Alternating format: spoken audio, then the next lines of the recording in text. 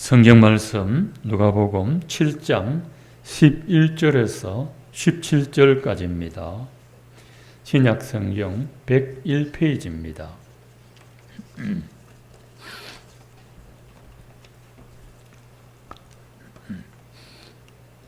누가복음 7장 11절에서 17절 함께 읽겠습니다. 그 후에 예수께서 나인이란 성으로 가실새 제자와 많은 무리가 동행하더니 성문에 가까이 이르실 때에 사람들이 한 죽은 자를 메고 나오니 이는 한 어머니의 독자요 그의 어머니는 과부라. 그 성에 많은 사람도 그와 함께 나오거늘 주께서 과부를 보시고 불쌍히 여기사 울지 말라 하시고 가까이 가서 그 관에 손을 대시니 맨 자들이 서는지라.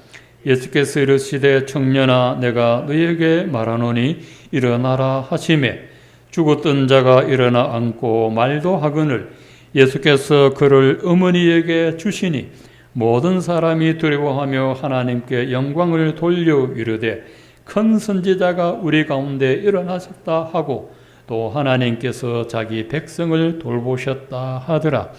예수께 대한 이 소문이 온 유대와 사방에 두루 퍼지니라. 아멘.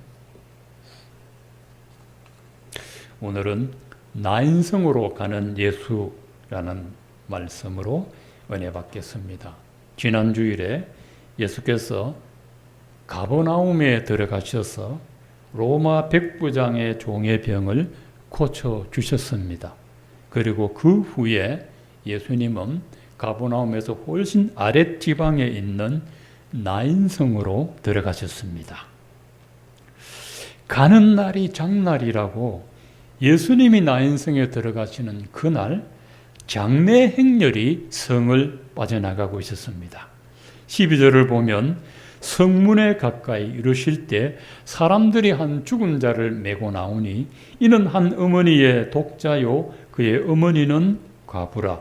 그 성에 많은 사람도 그와 함께 나오거늘. 그냥 장례 행렬이 아니고 참 기막히고 귀한 그런 장례 행렬입니다. 젊은 청년이 죽었는데 외아들이고 어머니는 과부였습니다.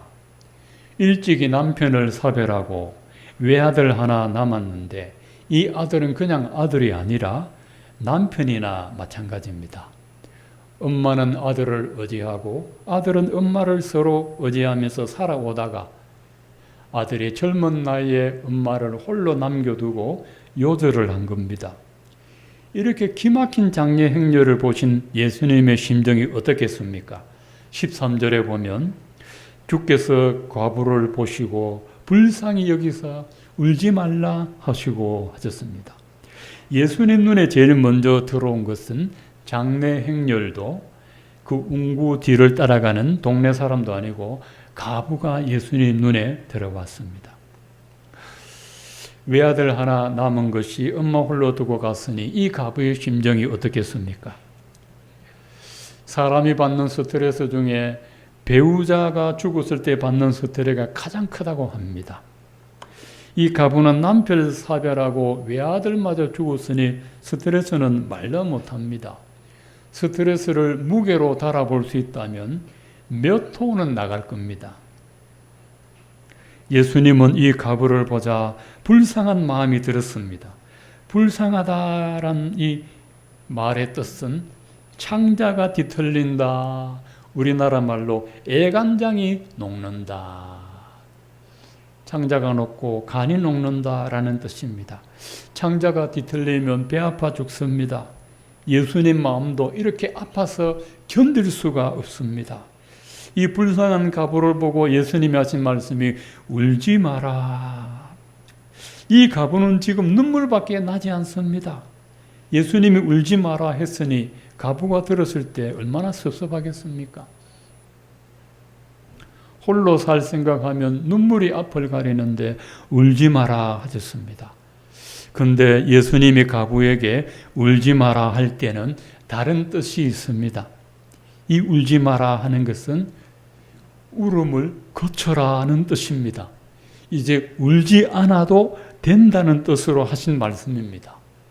과부를 보시고 울지 마라 하시고 나서 그 다음에 예수님 하신 행동은 관에 손을 대셨습니다. 장례 행렬이 나가고 있는 곳으로 가까이 가셔서 관에 손을 대셨습니다. 가까이 가서 관에 손을 대시니 관을 맨 자들이 서는지라라고 했습니다.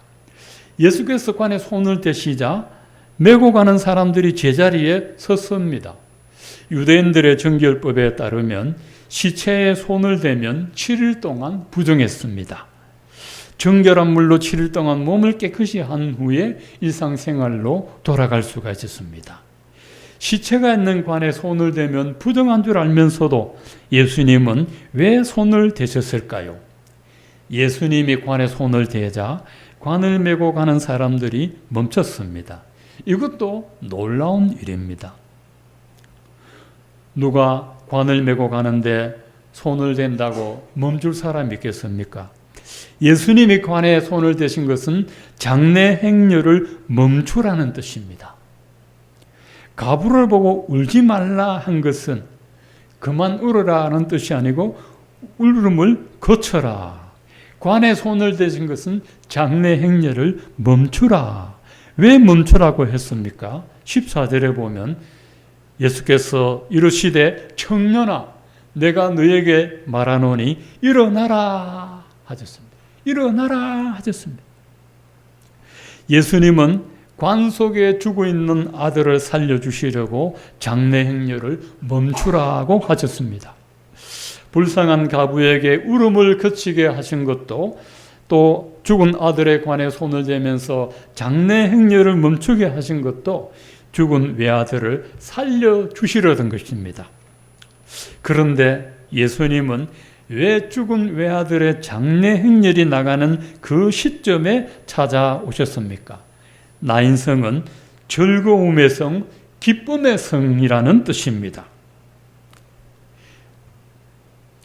영어로 말하면 해피, 기뻐하라, 행복하다, joy라는 그런 뜻입니다.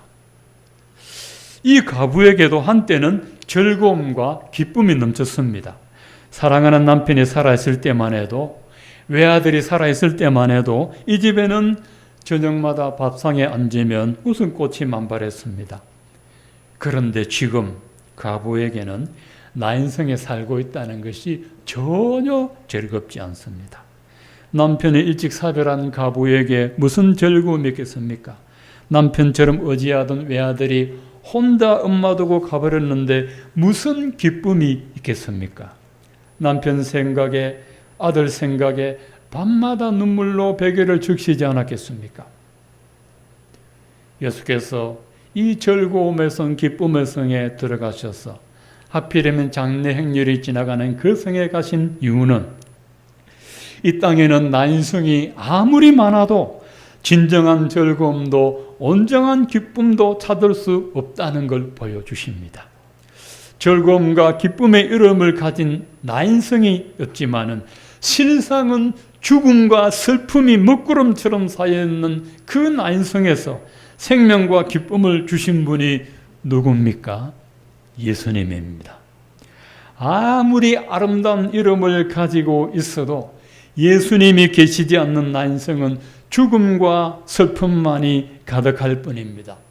예수님이 들어가셔야만 나인성은 진정한 나인성이 됩니다. 그래서 예수님이 바로 나인이라는 것입니다. 예수님이 즐거움이고 예수님이 기쁨이십니다. 기뻐하고 즐거워하라 하셨습니다. 바울이 빌립보 감옥에 갇히고 빌립보 감옥에 갇혀서 죽도록 맞고 피투성이가 되었을 때도 기뻐하고 찬미하고 기도하며 찬미했습니다. 로마 감옥에 갇혔을 때 빌립보 교회에 편지를 쓰면서 나는 감옥에 갇혀있지만 빌립보 사람들아 기뻐하라, 내가 다시 말하노니 기뻐하라 했습니다. 형편은 전혀 기쁘지 않는데 예수님이 함께 하니까 기쁘다는 것입니다. 요한복음 14장 67절에 평안을 너희에게 끼치노니 곧 나의 평안을 너희에게 주노라. 내가 너희에게 주는 평안은 세상이 주는 것 같지 아니하리라. 할렐루야. 진정한 평안은 예수님에게만 있습니다. 진정한 기쁨도 예수님에게만 있습니다. 진정한 즐거움도 예수님에게만 있습니다. 예수님이 없는 기쁨은 헛됩니다. 예수님이 없는 즐거움은 잠시뿐입니다. 예수님이 없는 평안도 다 거짓 평안입니다. 예수님이 빠진 복음은 복음이 아닙니다. 예수님이 없는 찬송은 찬송이 아닙니다. 제가 책을 보고 설교 준비하면서 혼자 심심하니까 복음성을 틉니다. 그 복음성 틀면 어떤 거는 중간에 광고가 너무 많아서 짜증이 나요. 한국 부르고 광고하고 한국 부르고 광고하고 짜증나요. 근데 좋은 음악은 광고가 많고 별로 안 좋은 거는 광고가 없어. 그래서 안 듣지만 광고 없는 걸 쭉 들어요. 그러다가 기타 연주가 참 좋더라고. 경음악 기타 연주 찬송들이 참 좋아요. 그러다가 세계 명곡이 있어요. 뭐 가곡이나 명곡들 있지요. 명곡을 한번 들어봤어요. 명곡을 듣는데 곡이 너무 좋아. 팝송 같은 거 너무 곡이 좋잖아요. 명곡을 듣는데 마음이 막 아리고 시리고 하더라고. 그런데 은혜는 안 돼요. 어떤 때는 마음이 막 서글퍼져요. 근데 찬송가를 들으니까 기분이 좋은 거 있죠. 마음이 기쁜 거 있죠. 이게 찬송가는 신령한 음악이고 일반 음악은 육신적인 음악이에요. 정신적이고 감정적인 거, 영적이지가 못해요. 그 차이가 있더라고요. 찬송가 들으면 귀신도 도망가고 죽은 사람 살아났는데 팝송 듣다가 죽는 사람 많잖아요. 옛날에 뭐 영국의 존 레논이 뭐 예스터데이 그거 듣다가 죽는 사람이 있지요. 은혜 너무 많아 받고 죽더라고. 근데 찬송 들으면 죽을 사람이 살아나요. 그래서 찬송을 들어야 돼. 그 찬송 속에 예수님의 보혈이 있고 능력이 있고 은혜가 있습니다. 그래서 예수님이 들어가야 그게 찬송입니다. 이 일을 읽고 나서 16절에 보면 사람들이 하나님을 두려워하면서 하나님께 영광을 돌렸습니다. 이 죽은 사람이 관에서 나오니까 얼마나 무섭고 두렵습니까? 그래서 16절에 이렇게 고백합니다. 큰 선지자가 우리 가운데 일어나셨다 하고 또 하나님께서 자기 백성을 돌보셨다 하더라 했습니다. 여러분 첫 번째는 큰 선지자라고 했습니다. 큰 선지자는 구약의 엘리사 선지자를 보고 한 말입니다. 이 엘리사 선지자는 나인성 바로 밑에 수넴이라는 지방에서 죽은 아들을 살려준 적이 있습니다. 엘리사가 수넴 지방에 들어갔을 때 한 여자를 만났습니다. 열왕기하 4장 8절에 보면 하루는 엘리사가 수넴에 이르렀더니 거기 한 귀한 여인이 그를 강권하여 음식을 먹게 하였으므로 엘리사가 그곳을 지나갈 때마다 음식을 먹으러 거리로 들어갔더라 했습니다. 엘리사 선지자에게 음식을 제공한 수넴 여자가 하나 있습니다. 이 여자가 엘리사를 위해서 방도 하나 만들어주면서 언제든지 여기 머무세요 하라고 방을 하나 아예 완전 전세로 내주었습니다. 수넴 여인의 마음을 보고 감동을 받았습니다. 엘리사가. 내가 어떻게 가만히 있을 수가 있노? 잠도 자고 재워주는데 먹여주는데 내가 이 집을 위해서 할 수 있는 게 없을까 생각하다가 자기 종 게하시를 불러가지고 저 집에 뭐가 필요한지 한번 알아봐라 하니까 게하시가 대답하기를 참으로 이 여인은 아들이 없고 남편은 늙었습니다. 남편이 늙도록 아이가 없다는 것은 아이를 이제 못 가진다는 겁니다.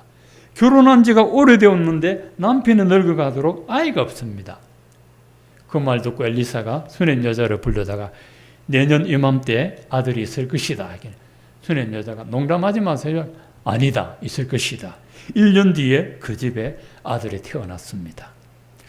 그랬는데 이 아들이 어느 날 아버지가 추수하러 가는 밭에 따라갔는데 밭에 있다가 애가 갑자기 머리야 하더만은 아버지가 집으로 데려보냈는데 엄마 무릎에 앉아있다가 숨이 끊어져 죽어버렸습니다. 손이 귀한 집에 천신만고 끝에 하나님이 주신 아들이 얼마 못 살고 죽었습니다. 이 여자는 정신이 없어. 눈에 아무것도 안 보여. 아들을 방에 두고 급히 엘리사 선지자를 찾아갔습니다. 내가 언제 당신에게 내가 아들 달라고 했나요? 하면서 막 원망을 하니까 엘리사가 급히 수넴 여인의 집으로 달려갔습니다. 집에 들어가자마자 아이가 누워있는 방에 혼자 들어가가지고 아이 위에 엎드려서 자기 눈을 아이 눈에, 자기 입을 아이 입에, 자기 손을 아이 손에 대고 기도했습니다. 그걸 2번을 했습니다. 그렇게 하고 나자 아이 몸이 점점 따뜻해지면서 재채기 7번 하고 나더니 눈을 뜨고 일어났습니다. 그래서 이 아이가 살아났습니다. 나인성 사람들이 이 사건을 들고 큰 선지자가 일어났다. 그 옛날 엘리사가 다시 나타났다. 그래 말한 겁니다. 2번째는 하나님께서 자기 백성을 돌보셨다 말했습니다. 이것도 수넴 여인을 두고 말한 겁니다. 엘리사 선지자 때 이스라엘과 아람 나라 간에 여러 번 전쟁이 있었습니다. 아람 나라가 이스라엘을 애워사고 있자 이 이스라엘은 성 안에 갇혀 있습니다. 성 안에 오래 갇혀 있다 보니 성 안에 있는 양식이 점점점 떨어져 가서 먹을 양식이 없습니다. 물가는 하늘 높은 줄 모르고 치솟아 오릅니다. 하도 먹을 것이 없어서 비둘기 똥을 먹는데 비둘기 똥 300g당 5세겔을 주고 사 먹어야 했습니다. 5세겔은 우리나라 돈으로 환산하면 20일 동안 일해야 받을 수 있는 금액이 꽤 큽니다. 여러분 비둘기 똥이 300g에 20일 동안 일해가지고 번 돈 주고 사 먹을 정도로 먹을 게 없는데 그것도 잠시뿐이고 비둘기 똥도 없습니다. 비둘기 똥도 없고 먹고 죽을 걸 해도 먹을 것이 없어요. 그러다 부녀자들이 해서는 안 될 일이 일어났는데 자기 아이를 삶아 먹기까지 했습니다. 오늘은 내 아이 삶아 먹고 내일은 너가 아이 삶아 먹자 했습니다. 성질 급한 부녀자가 자기 아이 삶아가 먹고 이웃과 갈라먹고 내일 옆집 아이 삶아 먹자 하니까 그 여자가 오리발 내밀면서 아이를 안 내놓습니다. 이스라엘이 이렇게 힘들고 고단하게 살았습니다. 그리고 나서 이 전쟁이 끝난 뒤에 이스라엘에 또 7년 동안 흉년이 들었습니다. 얼마나 삶이 고단합니까? 그때 엘리사가 죽은 아이 살려주었던 수넴 여인은 어떻게 됐겠습니까? 수넴 여인은 어떻게 됐겠습니까? 엘리사가 수넴 여인을 불러가지고 앞으로 7년 흉년이 있을 것인데 흉년이 끝날 때까지 블레셋 지방에 가서 피해 있으라고 알려주었습니다. 이 여인은 남편과 아들 데리고 블레셋 가서 7년 동안 살고 고향으로 돌아올 때는 남편이 죽고 아들하고만 돌아왔습니다. 돌아와서 보니까 자기 집과 땅이 다른 사람이 살고 있어요. 수넴 여인이 고향으로 돌아올 때는 남편이 없으니까 호소할 사람도 없어 자기가 가부의 신분으로 왕에게 가서 하소연을 합니다. 내 집과 전토를 돌려주세요라고 했습니다. 가부가 7년 전에 있었던 억울한 일을 하소연한다고 왕이 금방 들어줄까요? 쉽게 안 들어줍니다. 누가복음 18장에 보면 불의한 재판관의 비유가 있습니다. 어떤 마을에 불의한 재판관이 있습니다. 불의한 재판관이라는 말은 다른 뜻이 아니고 뇌물을 받고 재판해 준다는 그런 말입니다. 그 참 공정하게 재판하지 않습니다. 있는 사람이 돈 내놓으면은 봐주고 없는 사람 돈 없으면은 죄를 많이 때리고 이게 불의한 재판관 되는 겁니다. 그 마을에 억울해서 잠을 못 자는 한 가부가 있는데 오늘 자꾸 가부 이야기가 나오네요. 재판관 찾아가서 하소연을 했지만 이 불의한 재판관이 들어줍니까? 맨입으로 들어줍니까? 안 들어줍니다. 가부가 돈이 없으니 뇌물도 받을 수 없고 재판을 미루고 있습니다. 옛날이나 지금이나 사람 마음은 똑같습니다. 수넴 여인 때도 그랬습니다. 수넴 여인도 가부였는데 왕이 금방 들어줄 리가 없습니다. 그런데 이 열왕기하 7장과 8장에 읽어보면 희한한 일이 일어나고 있습니다.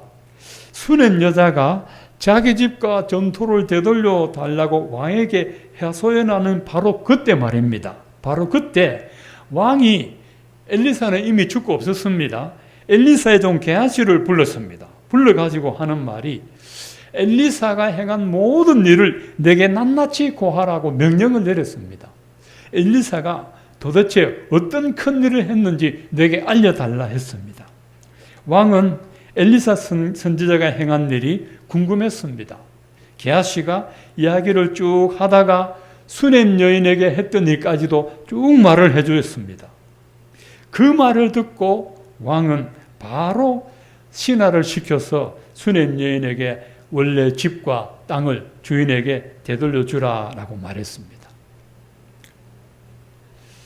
이거를 보고 난성 사람들이 하나님께서 자기 백성을 돌보셨다 그렇게 말했습니다.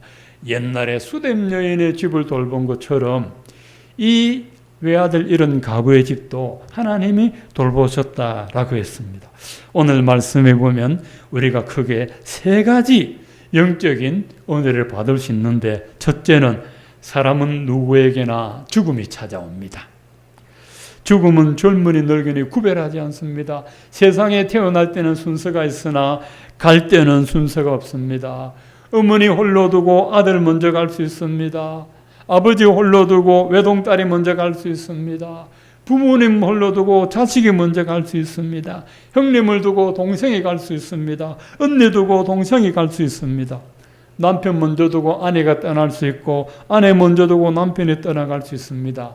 그러나 여러분, 예수님에게는 영생이 있다는 겁니다. 예수님은 사람의 생명을 살려줄 뿐만 아니라 영원한 생명까지 주시는 분이 예수님이라는 겁니다. 두 번째로, 죄인들이 살아가는 세상에는 진정한 즐거움이라고는 없습니다. 난성이 아무리 많아도요, 그 기쁨이다, 즐겁다고 아무리 이름을 지어도 예수님에게만 즐거움이 있다는 겁니다. 예수님이 가시는 그곳이고 나인성이고, 예수님이 내 안에 계실 때 내 심령은 나인성이 된다는 겁니다. 세 번째로, 예수님은 가장 연약한 자를 버리지 아니하시고 돌보십니다. 하나님은 고아와 가부의 아버지시라 했습니다. 부모 없는 자식 제일 불쌍합니다. 남편 없는 가부 제일 안 됐습니다. 지금은 맞벌이하지만 옛날에는 전부 남편에게 의지해야 했습니다. 그래서 성경에 하나님이 나는 고아와 가부를 돌보는 아버지다 말씀하셨습니다. 며칠 전에도 서울에서 일가족이 생활고 비난해서 목숨 끊은 일이 자꾸 일어나고 있습니다. 요즘은 혼자 자살하지 않고 일가족이 자살합니다. 앞이 너무 막막하니까, 먹고 살 게 너무 막막하니까 차라리 죽자 하고 가족들이 죽습니다. 그런데 하나님은 고아와 가부의 아버지십니다. 그런 사람들에게 예수님 복음이 필요합니다. 그런 사람들이 예수님을 만나야 나인의 기쁨을 누리는데 만나지 못한 겁니다. 하나님은 이 가부와 같이 연약한 사람들을 불쌍히 여기고 돌보아 주십니다. 그 가부만 돌보고 고아만 돌보는 게 아니라 연약한 자를 돌보십니다. 내가 연약할수록 더욱 귀히 여기사 높은 보좌 위에서 낮은 나를 보시네. 날 사랑하심, 날 사랑하심, 날 사랑하심 성경에 서 있네. 이 세상에는 강한 걸 자랑합니다. 능력 있는 걸 자랑합니다. 근데 영적인 세계는 약한 걸 자랑합니다. 무능한 걸 자랑합니다. 사도 바울이 고린도서 12장 10절에 내가 약할 그때에 곧 강함이라. 강하신 그리스도의 능력이 내게 임하기 때문에 나는 아무리 약해도 강하신 그리스도께서 나를 붙잡아 주신다. 그렇게 말씀하셨습니다. 옛날에 목사님들이 비유를 잘합니다. 여러분, 이 종이가 아무 힘이 없어요. 이 종이 찢어버리죠. 근데 종이를 물에 적셔가지고 벽에다 딱 붙여 말려보세요. 벽을 아무리 때려도 종이는 안 찌러지죠. 예수님, 이 벽이 단단하지 않습니까? 예수님이 바로 그와 같은 분입니다. 우리가 아무리 약해도 예수님에게 붙어 있으면 주님은 우리를 지켜주십니다. 요즘 사람들 지금 이 시대야말로 여러분 가까운 이웃 불신자들에게 예수 복음 전해야 할 때입니다. 왜냐하면 생활고로 목숨을 끊는 사람, 여러분 예수 안 믿고 죽으면 얼마나 무서운 줄 모르고 죽습니다. 예수 안 믿고 죽으면 더 무서운 형벌이 기다리고 있는데 그걸 모르고 예수도 모르고 죽는 게 얼마나 안 됐습니까? 예수는 부활이요 생명인 그분이 우리를 도와주십니다. 예수 그리스도가 계신 그곳이 나인성입니다. 여러분 한 주간의 삶에 그리스도께서 저와 여러분과 함께 하시기를 축원드립니다.